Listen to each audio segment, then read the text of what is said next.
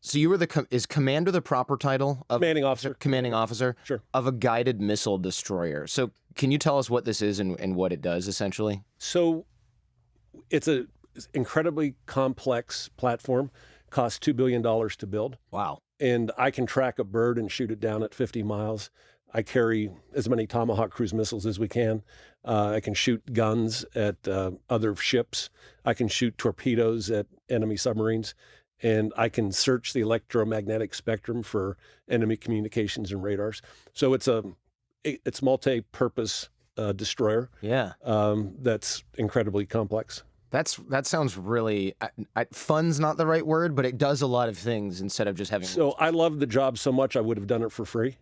That's great. It was fun, and I think when people see you having fun and enjoying your work, then they will tend to enjoy their job as well. Yeah, that makes sense. And there's 310 people on this boat, so it's not because when I think destroyer, all of my Navy knowledge essentially comes from the game Battleship that I had when I was a kid, and destroyer was the smallest one. So I thought, oh, it looks pretty small. Can't be that. So what's interesting is there's a cruiser next line up, and it's the same platform except they carry 20 more missiles.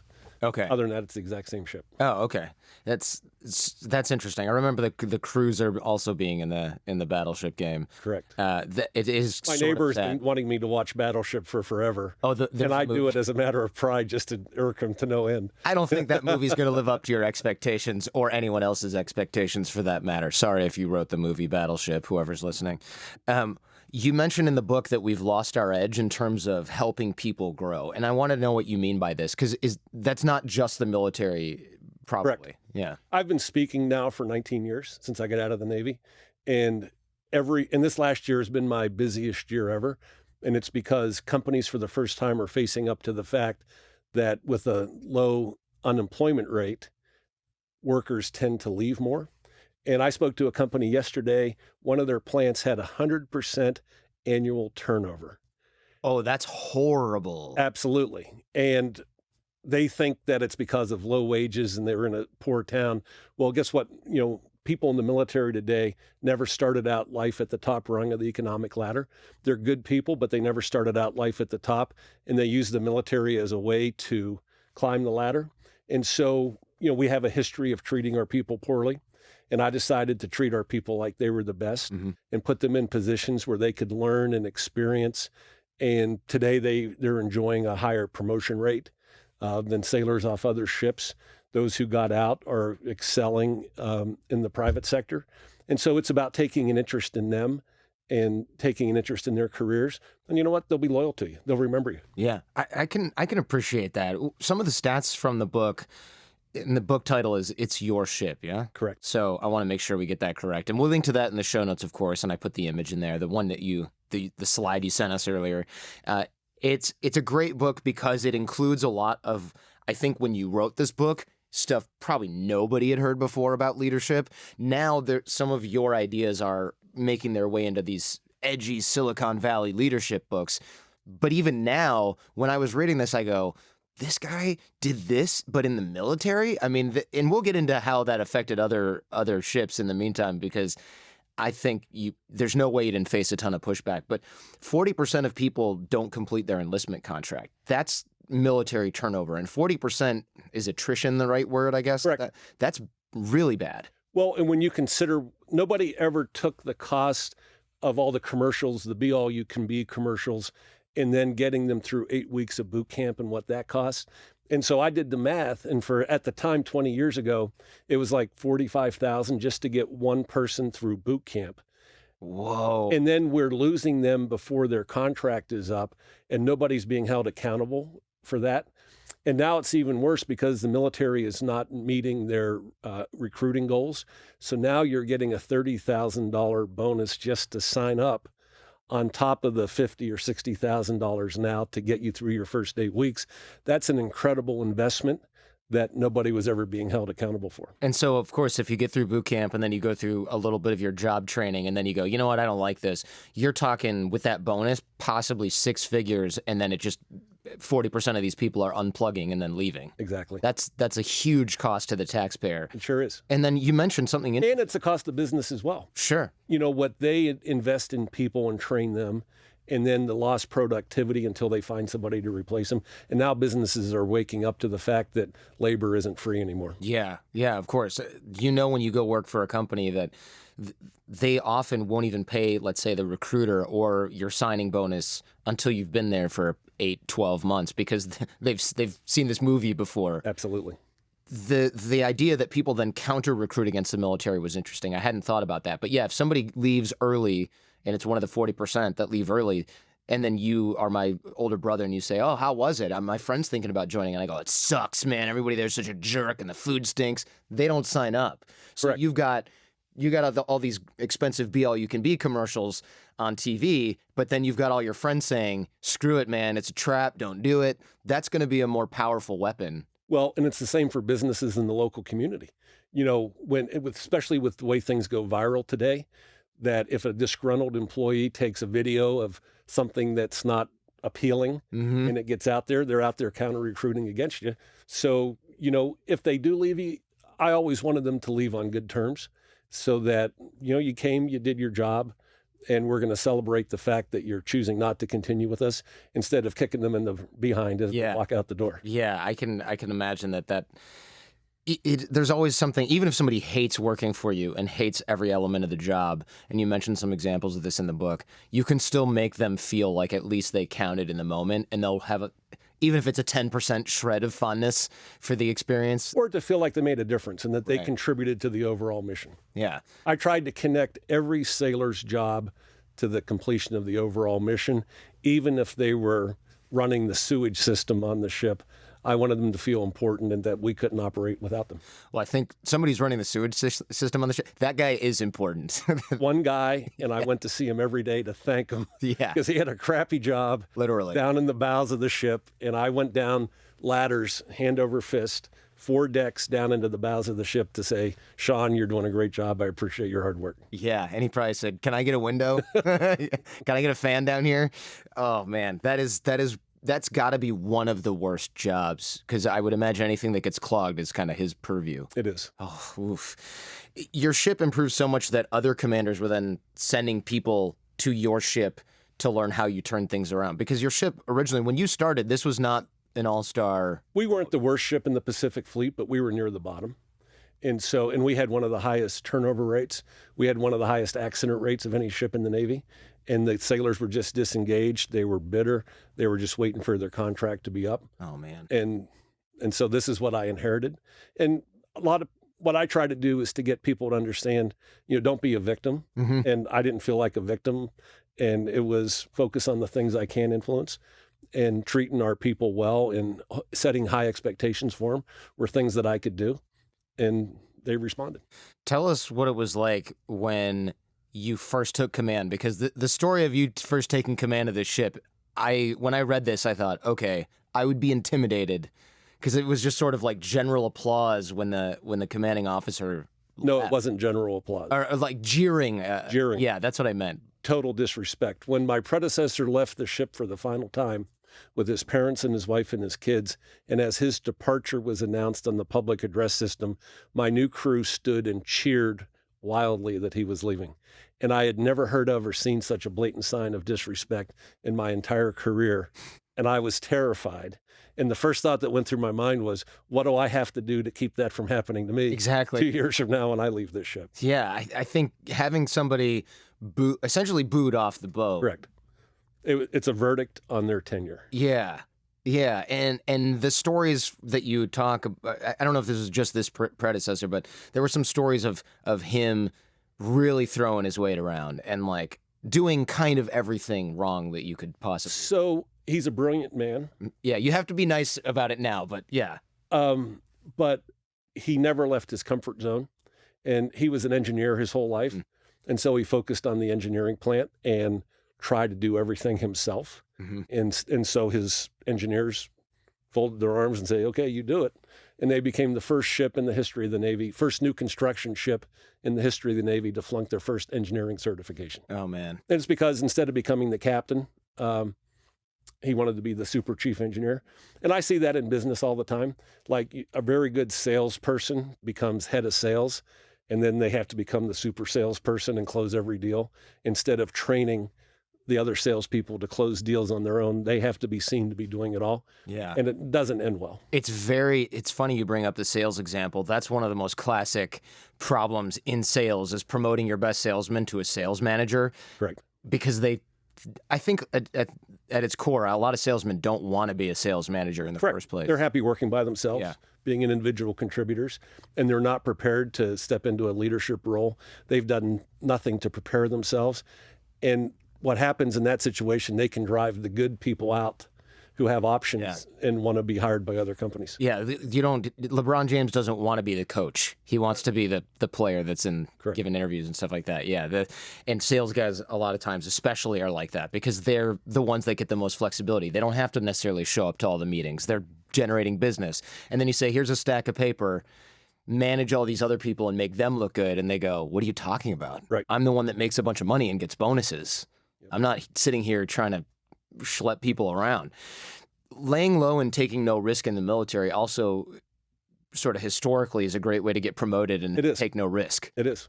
You can get by if nobody notices you. You don't screw up and you don't go out on a limb and try new things. You can get by, but it doesn't get outstanding performance. And what drove me at this point wasn't my next promotion. I never wanted to have to write the parents of any of my sailors telling them that their sons or daughters weren't coming home because we didn't give it our best. Yeah. So it wasn't about just getting by. I wanted to put ourselves in a position to control our own destiny so that if we go into combat, we come out number one because we're not playing to come in number two. And so everything that we did on that ship was driven towards controlling our own destiny and creating a climate where every sailor, and I used to tell them, I don't care what your age is, I don't care what your rank is, I don't care how long you've been here, you can come to work every day and challenge every process on this ship. And if you have an idea how to improve something 1%, I want to hear from you. And I wanted to create, and I think we did, an intellectually curious organization that didn't fear change, but actually embraced it and led it so that we could control our own destiny. And that's what's at stake today in business and every organization globally. I think that's highly unusual for the military, of course, because you think rules should be questioned and challenged. That's not really kind of a mindset or a paradigm that you see applied often to top-down command structures. Correct. At all, ever. So, and where junior people can question me in the appropriate moment, is this the best way to do this? And I'm free to admit that my way may not always be the best way, and I'll listen to what you have to say. And when I listen to my sailors, they take ownership. And what my goal is to get away from that top-down command and control and to get them to take ownership of their own destiny. And they came together, formed a great team, had a shared sense of responsibility, and we became the leader in our industry. And the timing has to be important, right? Because if you're engaged in a military exercise or, God forbid, actual combat, now's not the time to go, I don't think we should handle this way. I've got another idea. Let me walk upstairs. It's like, no, do this unquestioningly now, and then maybe later improve the process. That's exactly right. Because when people take ownership, discipline improves. And if I've got a missile coming at me and I give the order to shoot, I don't want them to say, hey, Captain, have you thought of this? There are times when you have to be directive. But if you're directive 24/7, it wears people down and they don't have the mental stamina or the physical stamina to do what's required. And so that direction has to be saved for when it's critical and you really need them to do something then and now in order to save your organization. Yeah, I think now you don't need robots controlling these different computer systems and things like that. You want people to be, you want to leverage their skills as humans, essentially. It's not a crew rowing a Roman or a Greek ship anymore where they need to fire arrows and cover themselves with a shield, right? You need people going, this doesn't look right. I'm going to run this up the flagpole and double check it. And I think if you're top down all the time, you just end up with people going, I don't have to think. I'm going to hear what I need to think from the top. You're going to create order takers. And order takers don't take accountability for the results. Yeah, and that can obviously generate huge problems later on. Exactly. One thing that seemed a key distinction is you promoted the organization. You never promoted yourself. Correct. Or maybe not never, but in this particular situation, why is this distinction important? Because I think a lot of people, they end up running into problems because they end up promoting themselves instead of the organization, and that's what rubs people the wrong way. And my sailors had a term for it, me, I. Hmm. And that's what they said about previous leaders on the ship, that they were just in it for themselves. And I took a step back, and I'm willing to admit there may have been times in my career when I may have been perceived that way. Hmm. And so I wanted to go the other way and put them, they got the credit. And when something didn't work out, I took the blame. And as a result, they became even more dedicated and loyal. And what's funny is when I stopped caring about my next promotion, they delivered the results that got me promoted 4 years to captain ahead of my classmates Wow. from the Naval Academy. So there's something there, obviously. Right. Yeah. If you focus on results, you will get the credit. It will come back to you. I almost went to the Naval Academy, and I luckily decided, hey, I don't know if I can handle this and if I want to handle this, and I should probably think about that before dedicating the next, 12 years or something. I hated all 4 years, I'm not going to lie, but I'm glad I went there. Yeah. I mean, it's a great school. It is. What's funny is today it's considered one of the top academic schools. Sure. And there are surveys of hiring managers, and the Naval Academy ranks 12th or 13th of colleges that hiring managers want to hire from. I think anybody would be lucky to hire somebody who went to a school like that, because that not only are they qualified, they're also going to do the work. Right. Yeah. Which is now, should kind of be table stakes, but isn't anymore. Correct. So Correct. The value of somebody who's willing to put their head down and put their nose to the grindstone is now increasing today.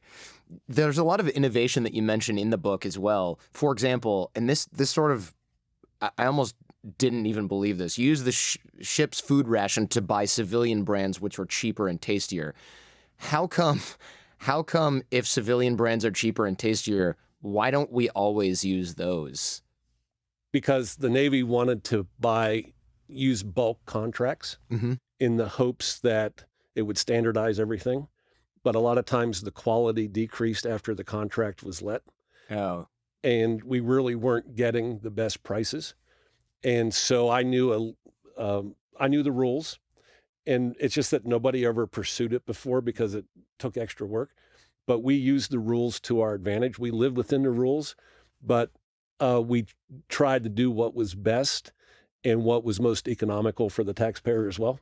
And so that's why we went out and bought, food from commercial sources. It seems like common sense, but I do understand that, look, if you've got cabinets that measure this and you need to fit 40 cereal boxes in there, you buy the ones that fit in there 40 at a time. But if you buy Cheerios from Walmart, you can only fit in 32 boxes, and now you come up a little short. Like there's probably reasons behind some of this. I didn't get into those reasons. But you didn't get into those. You just went, look. I had people who worried about that. People want Cheerios, damn it. I'm going to get Cheerios. Right. Exactly. Yeah. I don't want Navios, all right? Well, and what was disgusting is, like, we'd get these 5-gallon tins of peanut butter, and you cut the top off, and there's like 2 inches of grease on the top. Ooh. And it's like, we put that out on the chow line for the sailors, and there's nothing remotely appealing about that. Is why don't we get Jif? Why don't we get Skippy peanut butter that is fresh every time you open the top? So it was stupid stuff like that we challenged, and people could have challenged it before.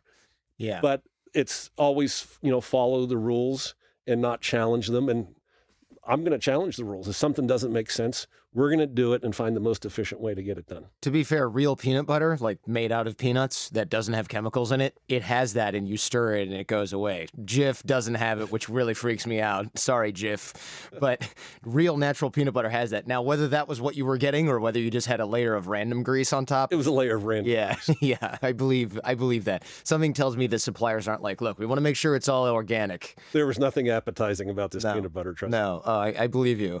I definitely believe that. You took the balance of the ship's food budget that was left over after buying civilian brands and sent the cooks to Culinary School. That comes out of a different budget. I have like 5 different budgets. Sure. One is food that only goes to food, but then I have a training budget that I sent the cooks to Culinary School. And what's funny is, nobody joins the Navy and wants to be a cook. Oh, really? Yeah, that makes sense. Yet the recruiters have to fill cook quotas. And so if you walk into a recruiting office on the 30th of the month and the recruiters haven't filled their cook quotas, well, guess what? You could have a 1,600 on the SAT, you're going to be a cook.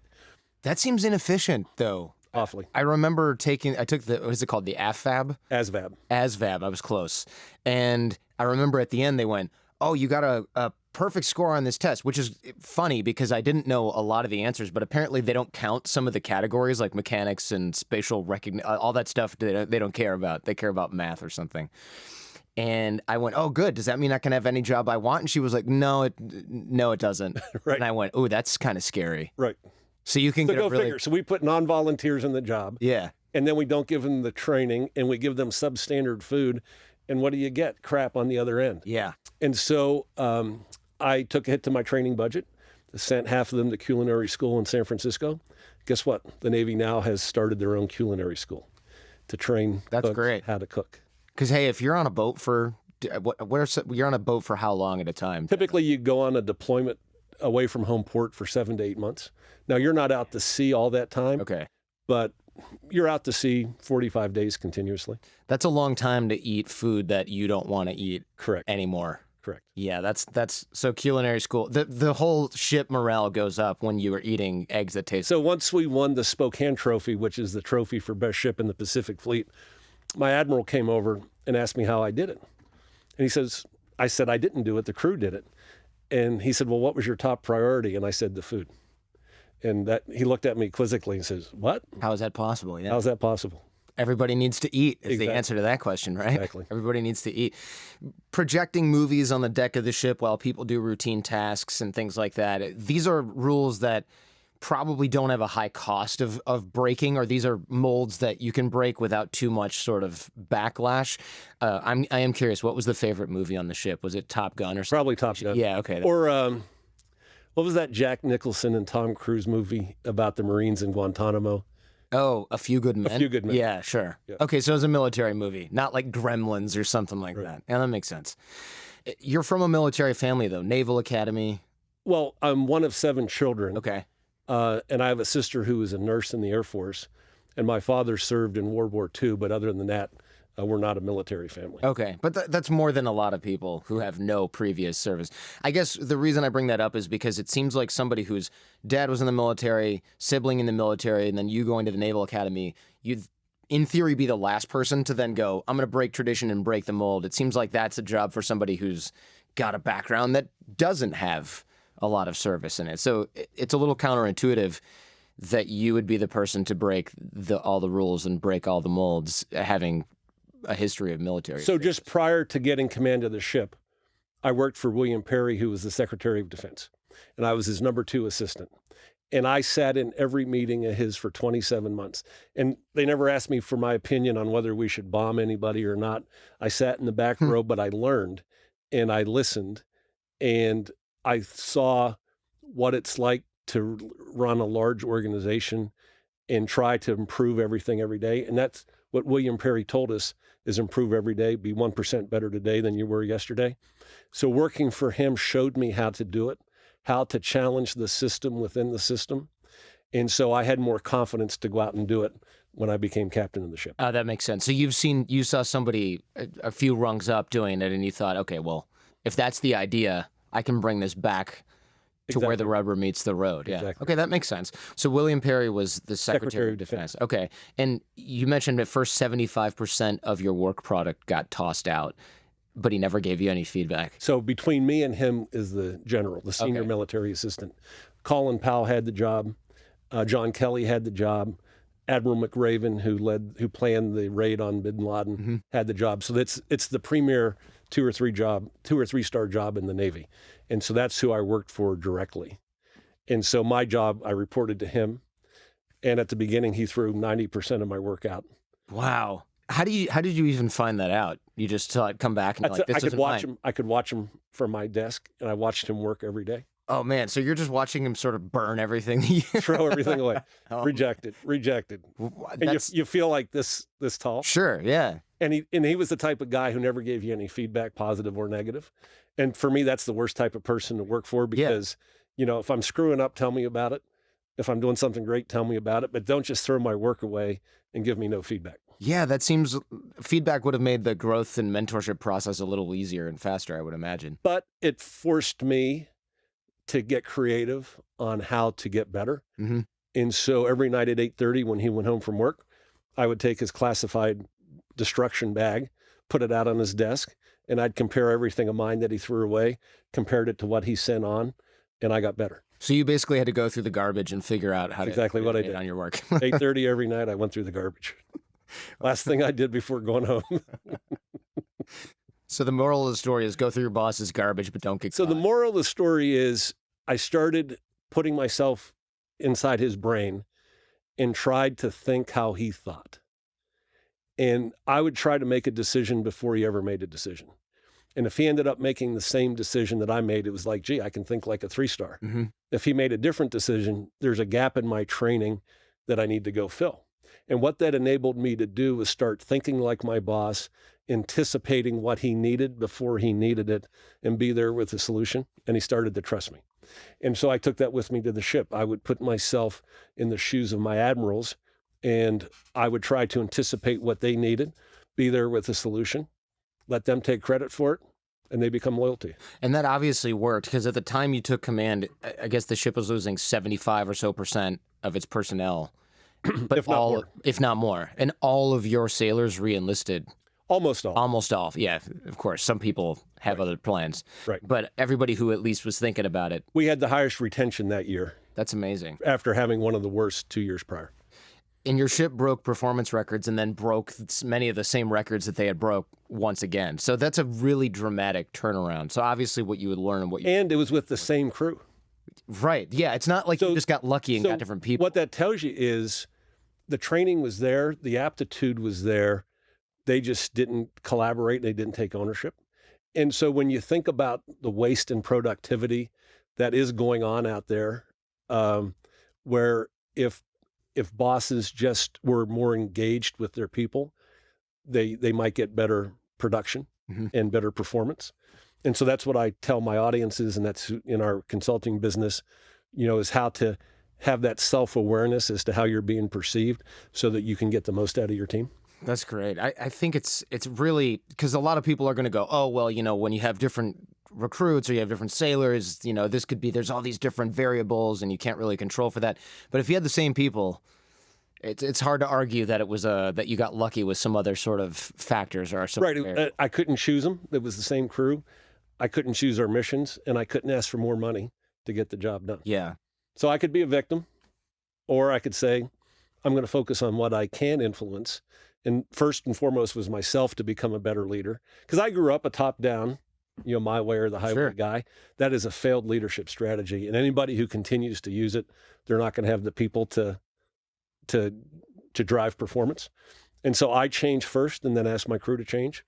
And here I am. Yeah. Yeah, I think there's a lot to this, and I'll go back to that in a bit. But I know when you were working for William Perry, you set up some high-level meetings between officials in the USA and overseas officials. And that, to me, that whole process sounds really, really complex. And you hint at this in the book. A lot of these trips were last minute, too, which makes it even more complex and ridiculous. But I would love to hear what's involved in these, because if someone says, hey, we're going to Dubai in 3 days... You can't, it's not like going to Manhattan from New Jersey. This isn't, we're flying to Chicago. You need food, transportation, logistics, security. I mean, this is the Middle East. You can't just roll in and you need get takeout. Air clearance permission to fly over other countries. Because for our commercial airliners it's called the Open Skies Treaty, where they can fly, but military aircraft have to get permission. And I'll never forget, it was Labor Day of '96. The general's daughter was getting married in Dallas, and he took Friday off, Labor Day weekend. Going to take a 4-day weekend.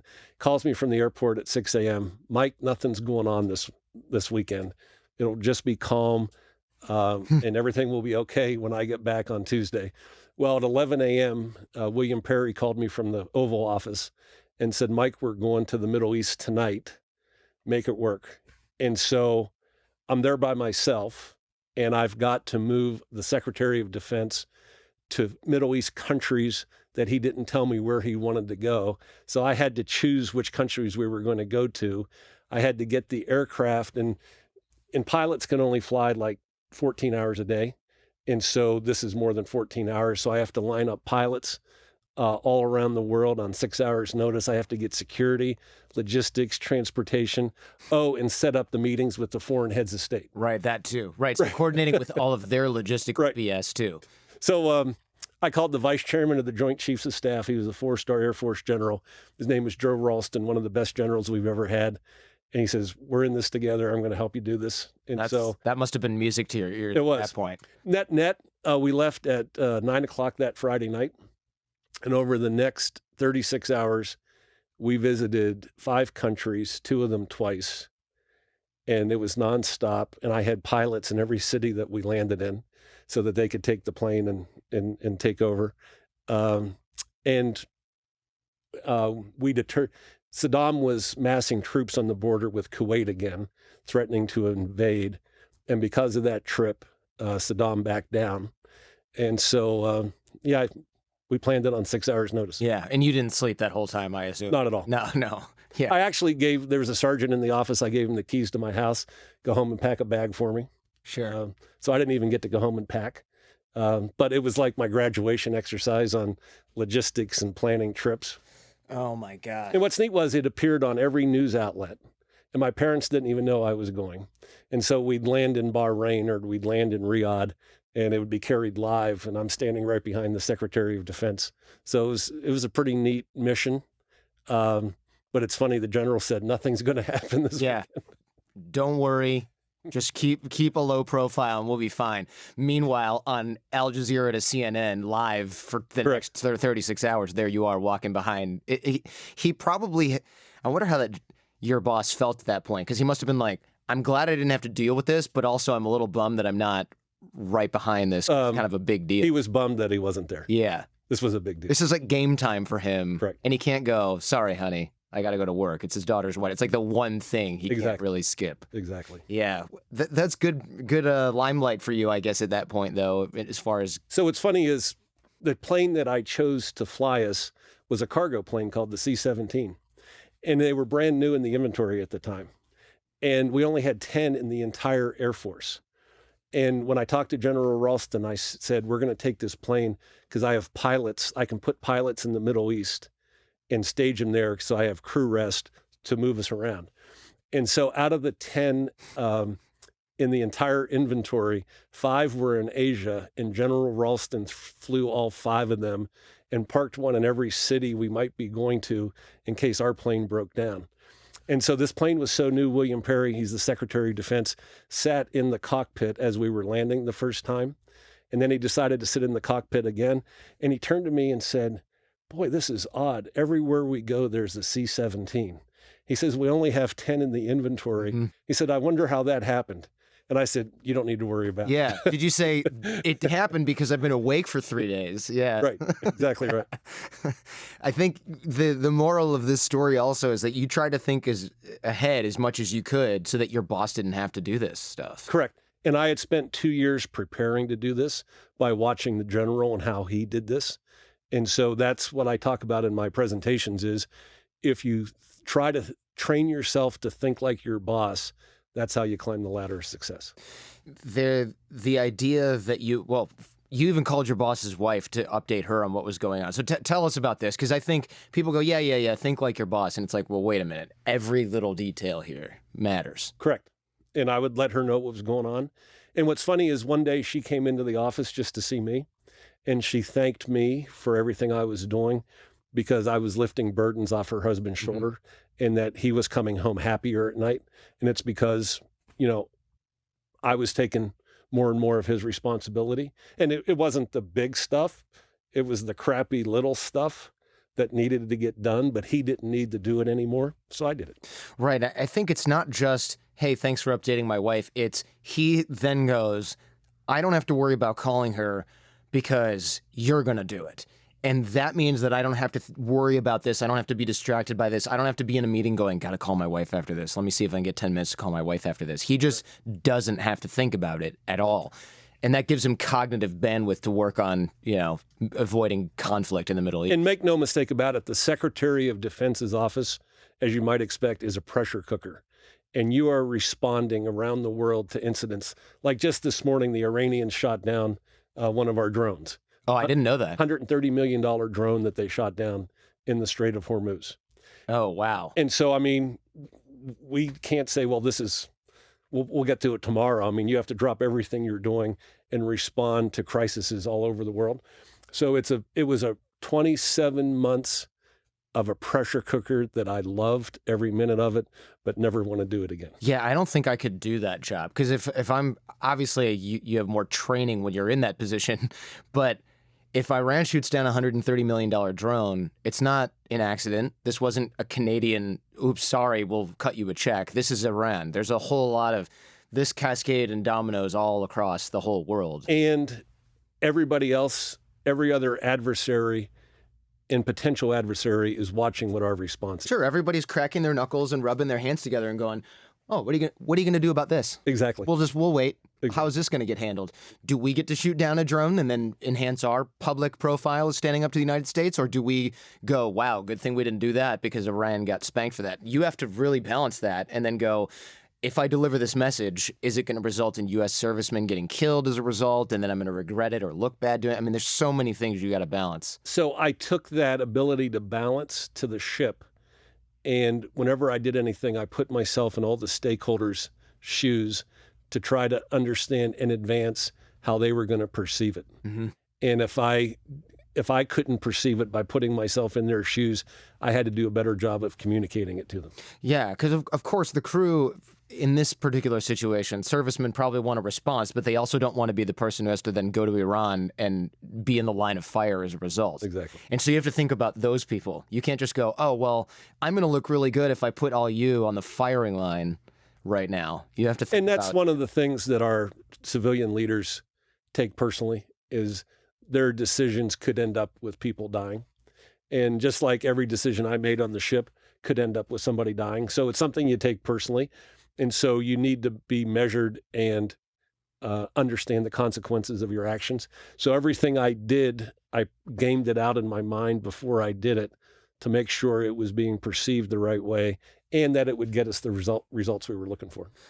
The line from your book here is, if your bosses see you acting independently and they don't have to worry about your judgment, they will give you more independence and freedom, and you can use that to innovate and improve your ship. And I'm paraphrasing here, I guess. But the important part here is when you act such as you're an extension of their brain, then they don't have to worry about what you're doing, and then they're not going to sit there and try to micromanage and question you. And that gives you a little bit more leeway, which you can then dedicate to, since I haven't screwed up anything before, how about I improve this process? And they go, well, you haven't screwed up anything before, so why not? I call it the American dream, never hearing from your boss. Never hearing from your boss, yeah. So, I mean, if you're proactive in pushing information and doing things that need to be done, and if your boss doesn't have to worry about you, they'll leave you alone. How did you challenge senior officers? You had a couple of rules for this. One was do it in private, which I think is pretty wise, instead of making a whole show about it and then causing them to lose face. But there were a few other rules that you had. The other one that I think requires a little bit of explanation is you had to make it clear that your only agenda was to improve the organization. It goes back to what we were saying before, not self-promotion, promotion of the mission. How do you do that in practice? So I do it respectfully. Mm-hmm. And I do it privately. If I were to put other people CC on the email, it's generally not a good thing to take away your boss's options. Mm-hmm. And if you CC other people, then it reduces their options. And so I want that boss to think I'm only telling him or her about it, mm-hmm. so that they get to take credit for it. But if I really disagreed with something, mm-hmm. I had a way of disarming my boss so that they wouldn't take offense. And I would say, can I ask for an NFL instant replay on this decision? Or can I throw the red flag? Which means, review the play. Mm-hmm. And so that was a way to disarm my admirals, to let them know that I really didn't agree with what they were doing, and can they look at it again? And they would always look at it again. Sometimes I'd win, sometimes I'd lose. But I made my objections known, and I saluted when they made the final decision. That's all you can really ask for, I suppose. Correct. I mean, for them to go, all right, I will look at this again, given what you've said, is kind of a big deal. Because I would imagine some of them went, this guy, who the hell are you? just do what I'm telling you. And you're, well, please consider the following. For the following reason. Yeah. And so William Perry called it iron logic. If you lay iron logic out for your chain of command, there's no choice but for them to accept what your decision is. The idea that you're always asking yourself, would I want this printed in the Washington Post, I think is probably really wise too, because I think we've all done something where we think, well, no one's going to find out, so who cares? Or this will be fine. What's the worst thing that could happen? These days when everybody has a video on their phone, right, and can text away what you just did, it can be awfully embarrassing. So if you use that as your guideline, generally you won't be embarrassed. Right. So we're not too far away from things actually ending up in the Washington Post or a video being made available within 24 hours. Correct. Online for the whole world. Back then it was more maybe of a hypothetical, would I want this to in a year leak out somehow? Now it's like, do I want my kids finding out tomorrow that I did this? Right. Yeah. Seeing the ship through the crew's eyes is an important concept that you wrote about as well. What does this mean and how do we do it? So after seeing my predecessor getting cheered off the ship. Yeah, or jeered off the ship. It hit me that I can't command excellence sitting in the captain's chair all day.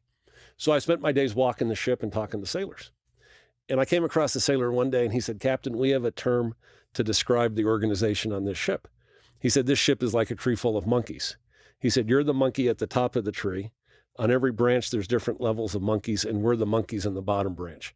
He said, "When you look down from the top of the tree, all you ever see are smiling faces coming back at you. When we look up from the bottom branch, we have an entirely different view." Sure. So when that sailor said that to me, I went, I got to start putting myself in their shoes and seeing what they're seeing. Yeah, I think I can see where that's going. And you started taking suggestions instead of sitting on tradition. Tell us about the repainting. This is a really good analogy, or I guess metaphor for what you were doing. A lot of this stuff, this is why a lot of civilians who think, oh, it's so simple, we're just banging our heads against the wall looking at this because we see our tax money kind of going down the toilet with the fasteners and the rust. This is the kind of thing where we think, how come the whole organization isn't run like this? So I interviewed every sailor on the ship individually. I got to know their name, their spouse's name, their children's name, what they were most proud of in their lives, what their goals were. And I also asked them 3 questions. What do you like most about this ship? What do you like least? What would you change if you were the captain of the ship? And it was their chance to tell me what really irked them about the ship that we could change. And one sailor comes in and says, "Do you know how many times we've painted this ship in the last 12 months? And I said, "No." He said, 6 times. And I didn't know it, which means, and it takes us a month to paint it. So every other month we're painting this ship. And he said to me, "Have you ever painted your home?" I said, "Of course." He said, "It sucks, doesn't it?" And I said, "It does." Yeah. It does suck. And I said, "Well, what's your solution?" When we add something topside to the hull of the ship, at the time it was being put in place with nuts, bolts, screws, washers, and fasteners that are made out of ferrous metal that rust in salt water. And when it rusts, it streaks rust stains down the side of the ship. And no wonder we have to constantly be repainting the ship. And when the sailor pointed it out to me, hit me, this is $5 an hour work. Mm-hmm. We've been doing it for forever. No wonder they're demoralized. Well, the way it used to work in the Navy, the people who procure the equipment in Washington never look at the total cost of ownership of what the sailors have to do to maintain that equipment. And they think, oh, we're going to ship this out to the lowest bidder.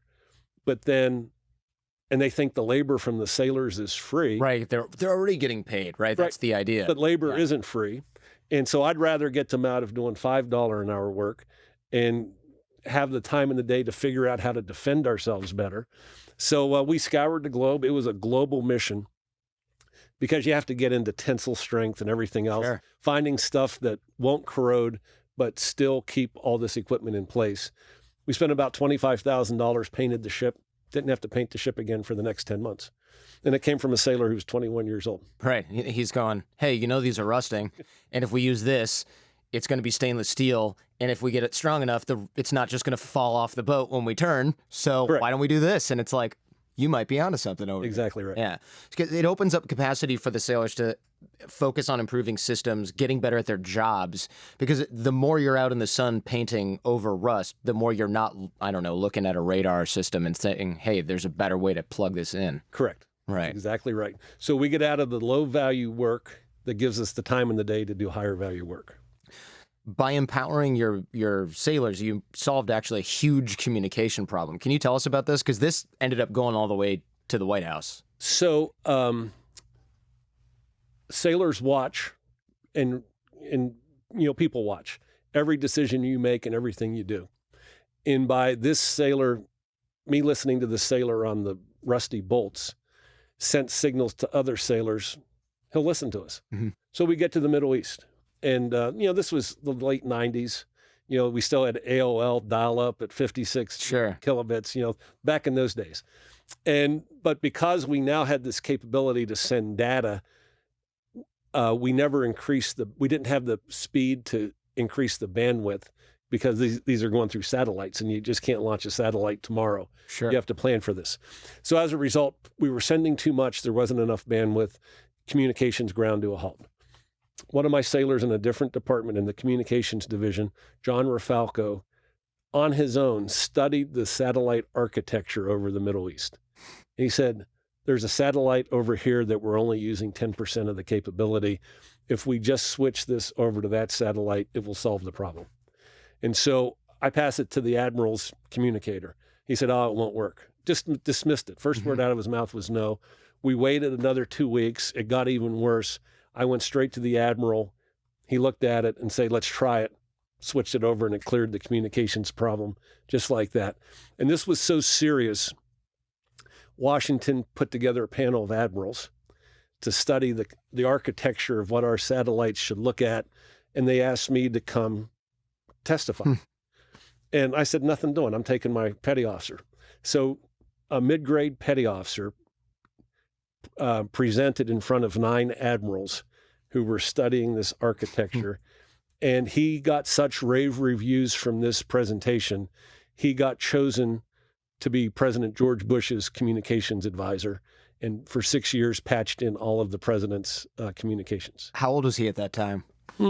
He was probably 27 when he came up with the idea on the ship, and he was probably 31 when he went to work at the White House. That's incredible. So basically, he's a kid at that point. I mean, right. By my standards at 39, 27, I had no appetite for that level of responsibility.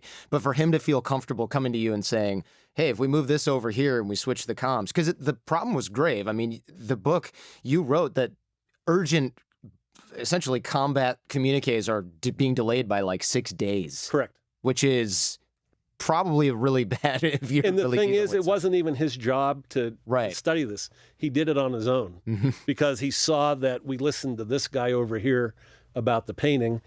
It gave him permission to challenge this about the satellites. Tell me about the value of trust, because people have to be able to give you bad news. And to do that, they have to know that you're not going to shoot the messenger, which is a really common problem, and that something's going to be done about it, and they're not going to end up putting their neck out for no reason. So you do have to, I did have to be careful not to shoot anybody when they brought me bad news. Yeah. And it's something William Perry taught me. He said, Mike, no matter how hard you try, your ship will never be perfect. And if you don't get the results you're looking for, assume your crew wanted to do a great job. Have that at the starting point. And if you don't get the results, look inward and ask yourself, did you clearly communicate the goals? Did you give them the training necessary to be successful? Did you give them the time and the resources to do a great job? But most importantly, did the process support them delivering the results you were looking for? And there came a time to do an exercise with 2 aircraft carrier battle groups. We were to screen them from enemy submarines. In the morning we were to get underway to do this, my number 1 department head on the ship came to me and said we couldn't participate. And I said, why not? He said, the sonar's broken. And this is highly complex equipment. Yeah, you don't just unplug it and plug it back in. Well, and sometimes on Monday morning when you flip a switch, a tube breaks or something, and it doesn't work. I said, how long have you known about it? And he said, 2 weeks. Oh, man. Oh, man. And so I didn't yell at him. I didn't scream. I looked at him just like I'm talking to you, and I said, John, I've never been more disappointed with anybody in my life than I am with you right now. Oof. Because in the last 2 weeks, you took away all my options. And one of the things you never want to do to your chain of command is to leave them with only bad options. Mm-hmm. And that's what happens when you cover stuff up and you can't fix it. With all that time that goes by, you take away your boss's options.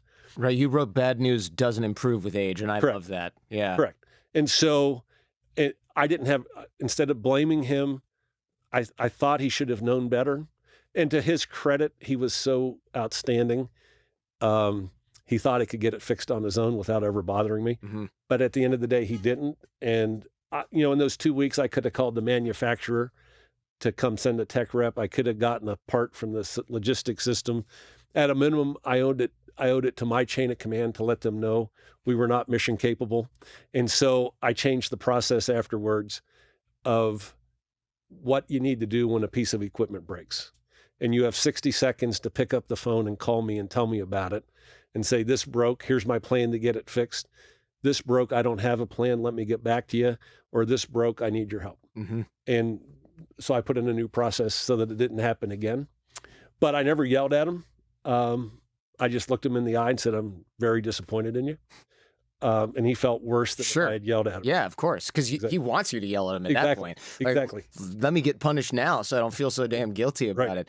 The idea, the moral here, the rule, never bring petty problems upward if you can solve them yourself. But with big problems, go get them early. Correct. Bring them up early. Correct. Because bad news doesn't improve with age. And I like this idea because if you do your homework and you don't go up with petty problems, bosses or higher-ups will finally, if you do finally come to them with something, they'll listen. And Jocko Willink, I don't know if you've heard of him. I have. So he's been on the show. Yeah, I would imagine.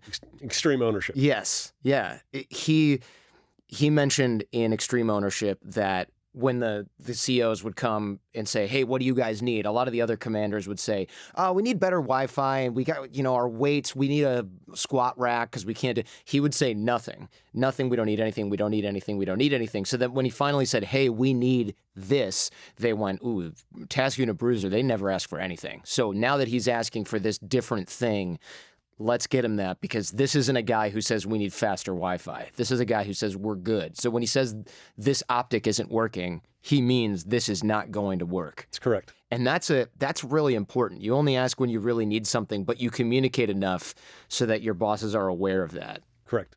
How do you know when to break the rules? Like, do we have rules for breaking rules? Guidelines?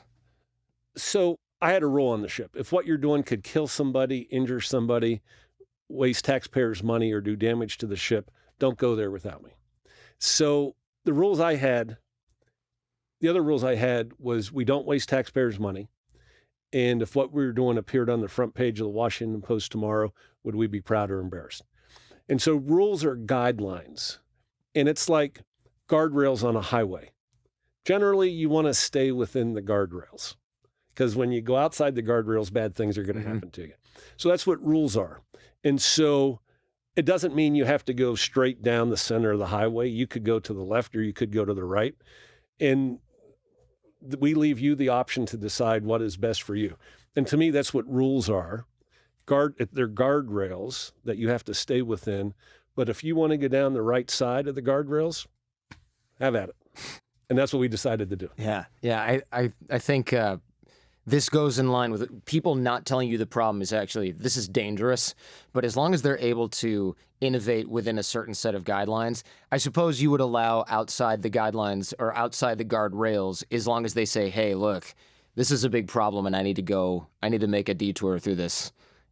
What do you think? Do I have your permission to give this a shot? Correct. Yeah. And so there's a set of responsibility or a level of responsibility that you're giving to these sailors, to these people under your command, that they know they can bend things, but if they need to break something, they need to at least give you a heads up or maybe get cleared for that beforehand. If I can get fired for it, you better tell me. Yeah, that's a good rule. I know you intercepted some smugglers from Iran and you had to board ships and inspect them. And I'm curious, how do you search a ship? Because it seems really hard and really dangerous, and ships aren't exactly, it's not like looking in this room. I mean, there's all these nooks and crannies and pipes and they're cargo ships, which aren't very dedicated to comfort. So you're going into these cargo holds that could have methane gas in them that could kill you. or they're not air conditioned. So the big thing is checking the manifest and then spot checking the cargo containers to make sure it matches the manifest. And if you see something amiss, then you bring it to the attention for more thorough inspection. I mean, this is a needle in a haystack situation. Correct. You're looking for 100 kilos of heroin, and the ship has 700,000 tons or whatever those things carry of automotive parts. It almost seems hopeless to be able to find something like that. So by and large, it was an effective program, but I'm not going to sit here and tell you that contraband did not get through. I'm sure it did. Yeah. But we have to balance how much time it takes to inspect versus what the return is going to be. Well, yeah. And so we came up with a metric on things we needed to do, and we would do it. It seems really dangerous to go, hey, we're going to get on this Iranian ship that probably has guns and drugs on it, and these guys might know that that stuff is in there, and I'm just going to send a bunch of... I mean, these are qualified sailors. They're in their 20s and 30s, but still, like, how... You got to have eyes on the back of your head for this. That didn't worry me as much as the physical danger of methane gas or something. That worried me more. So you're less worried about them getting shot in the back looking at the boat because you know you're going to just sink them if that happens. Correct. Yeah, okay. That makes sense. The threat of the implied power or the what we're going to do to you if you get out of line. Yeah, that's interesting. I suppose if I were a smuggler, I would probably mind my P's and Q's when there's a bunch of... Or take a different route. Yeah, extreme kind of weapons aimed right at the hull of my boat, and my best case scenario is getting torn in half by those. Yeah, it's the methane gas, I suppose, at that point. Yes. Yeah, these guys didn't... they don't become wealthy smugglers by playing Russian roulette with their lives.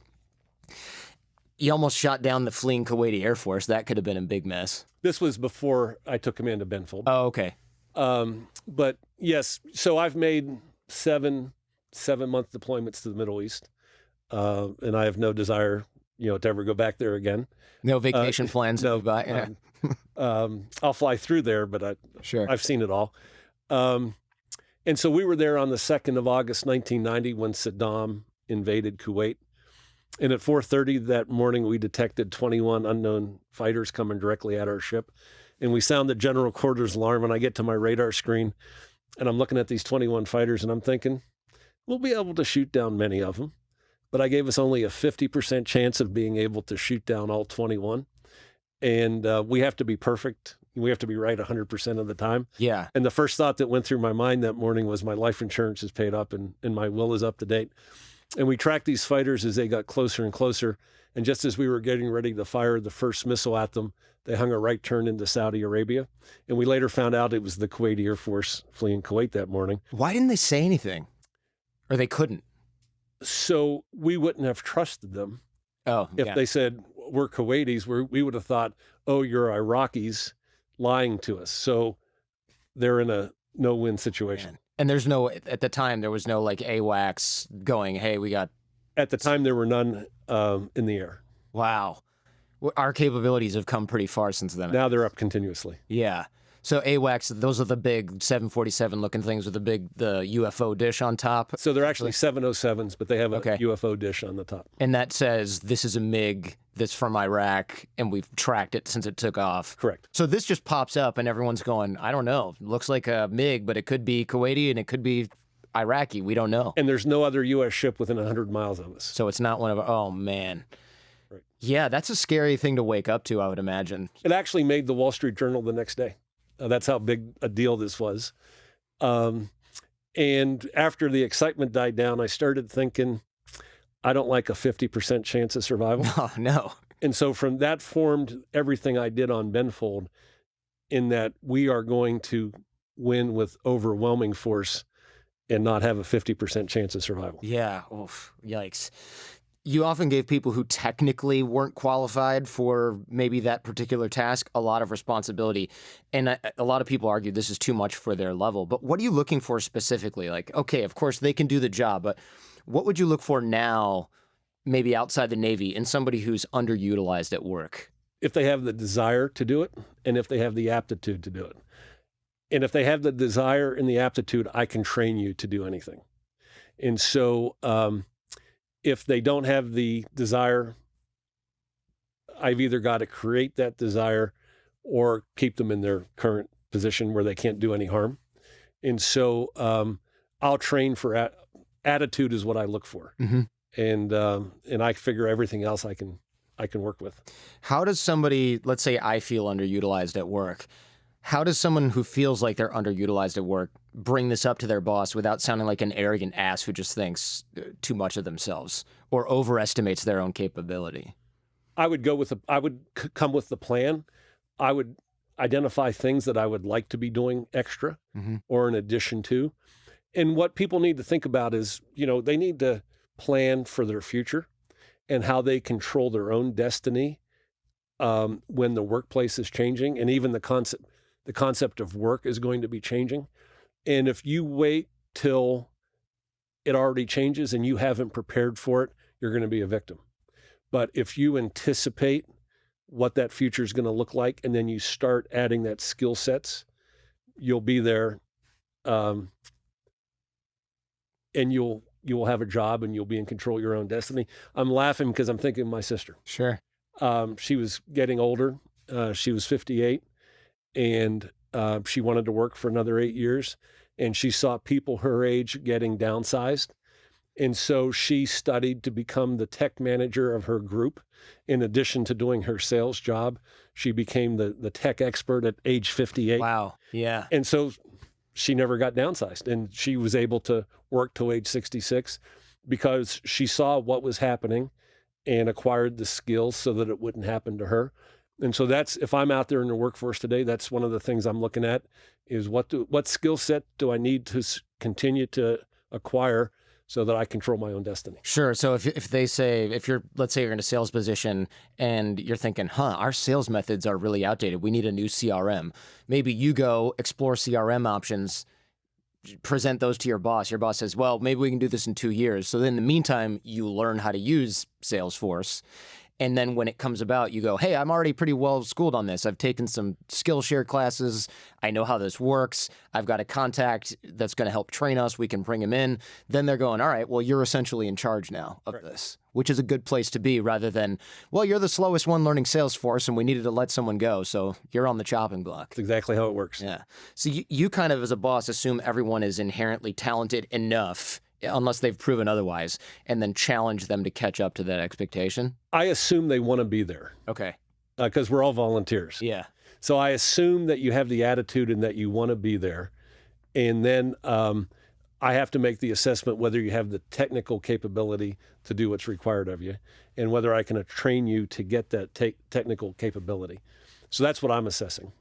How did your leadership, was sort of unconventional leadership, affect other leaders in boats? Because I would imagine if you've got your guys having a New Year's party on a barge, or you're eating civilian brands, there's got to be word travels fast, even ship to ship. So there's got to be leaders who are going, damn it, Abrashoff, I don't want to buy Cheerios. Why do you keep making waves? You're making my job harder. You're making us look bad. You know? I did make their job harder. Sure. But what's interesting now is the references my book gets in the private sector. And last July 18th, my book, It's Your Ship, got a shout out in Sports Illustrated. And they're doing an article on the Philadelphia Eagles offensive line coach. In that previous year, the Eagles were acknowledged to have the best offensive line in the NFL. And they asked him how he did it. And he said, I used to be a my way or the highway hard ass. And 5 years ago, somebody gave me this book called It's Your Ship. And he said, I realized I needed to become a better leader. And so suddenly the players are able in team meetings to provide suggestions on things that they're seeing, things that they might be able to do better. And so his name is Jeff Stoutland, became a better coach and a better leader, and the players took greater ownership, and they go to the Super Bowl. Even my limited middle school football experience, we had a really good coach, and he said, if you're on the offensive line, which I was at the time, that just goes to show how long ago this was. I was one of the biggest kids in the football team at 5'4" or whatever I was in 7th grade. He said, if there's somebody who's not blocking you and you can make a hole, you got to come and tell us. And no other coaches were doing that. They were just running plays. And if they didn't notice that there was a hole there, it just never happened. So I remember all of our line would say, hey, there's a hole here, there's a hole there. And we went all the way, and we dominated the whole league at that point. So it was so unique. It was unique. And so after this appeared in Sports Illustrated, I tracked Jeff Stoutland down. I said, I want to come to Philadelphia, get my photo taken with you in the offensive line. And he let me. And while I was there, he told me that during the Super Bowl, they ran a play that gained 2 yards. And one of the offensive linemen saw something and went to Stoutland and said, if we run this exact same play again, only put this person in as left guard, we'll gain more yardage. Stoutland takes it to Doug Peterson, the head coach. They run the exact same play again, and it went for a touchdown. Wow. And it turned out to be the winning touchdown of the Super Bowl. And it came because a lineman saw something that nobody else saw, and they listened to him. That's incredible, because, of course, a lot of people look at linemen, of course, just spectators, but also, I would imagine, players and coaches, and they go, these are the guys that their job is just to follow the play. They're not supposed to innovate. They're supposed to stand there and not move. And they're supposed to execute. Right. Yeah. Let us do the thinking, you execute. Right. You're not paid to think, right. One of those kind of positions. Do you think that this type of out-of-the-box tradition breaking is the type of thinking that's going to be necessary to win future conflicts against unconventional enemies like ISIS, criminal gangs? Absolutely. We have to become more entrepreneurial, and we are. Yeah. That's the good news. We're raising a new generation of military who are awfully entrepreneurial and think outside the box. But my first shout out in Sports Illustrated was the 9 August 2004 edition. They were doing an article on Bill Belichick. And in this article, they asked him what his favorite leadership book was, and he said, it's your show. Oh, wow. Nice. And so most people either love Belichick or they hate his guts. There is no middle ground when it comes to him. But you have to admit, deep down, even if you hate him, he's probably the best coach of any sport in the United States today. And it's because he's technically competent at what he does. He has a passion to win, but he takes cast-offs from every other team in the NFL. He brings them to New England, and the first thing he instills in them is the concept of teamwork and shared responsibility. And that's what we did on the ship, was instill that concept of shared responsibility and teamwork. And that's what got all that talent that was there previously to work together as a team. Well, thank you very much for your service and for your time today. It's been my honor, Jordan. Thanks for having me on your program. Thanks, man. Thank you.